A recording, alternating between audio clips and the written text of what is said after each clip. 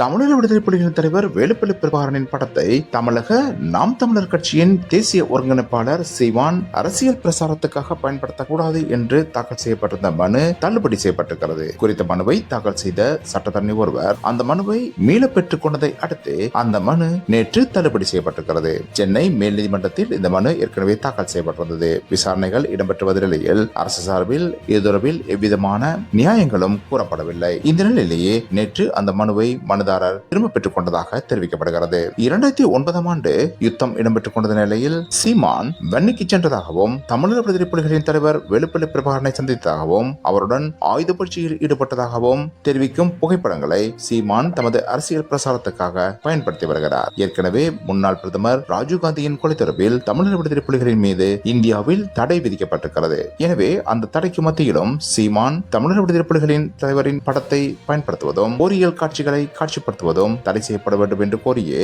இந்த மனு தாக்கல் செய்யப்பட்டிருந்தது.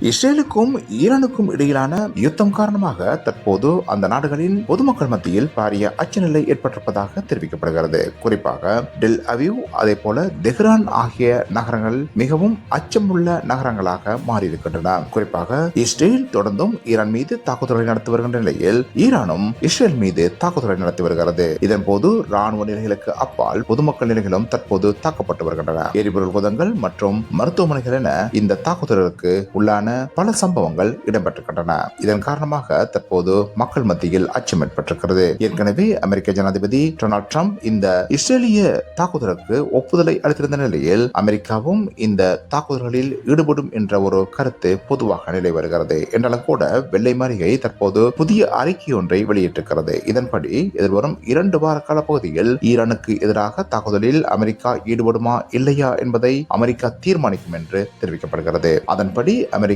இந்த யுத்தத்தில் ஈடுபடுமாக இருந்தால் அது பாரிய அளவிலான சேதங்களை அல்லது பிரச்சனைகளை தோற்றுவிக்க கூடும் என்றும் எதிர்பார்க்கப்படுகிறது. இதேவேளை இனிமேலும் ஈரானிய உயர் தலைவர் ஐதுல்லா கமேனியை உயிருடன் வைத்திருக்க முடியாது என்று இஸ்ரேலின் பாதுகாப்பு அமைச்சர் தெரிவித்திருக்கிறார். நேற்று இஸ்ரேலின் மருத்துவமனை ஒன்று தாக்கப்பட்ட போதே அவர் இந்த கருத்தை வெளியிட்டிருக்கிறார். எனினும் கூட குறித்த மருத்துவமனை தமது தாக்குதலின் இலக்கு அல்ல என்றும் அதன் அருகிலுள்ள ராணுவ நிலையே தமது இலக்கு என்றும் ஈரான் தெரிவித்திருக்கிறது.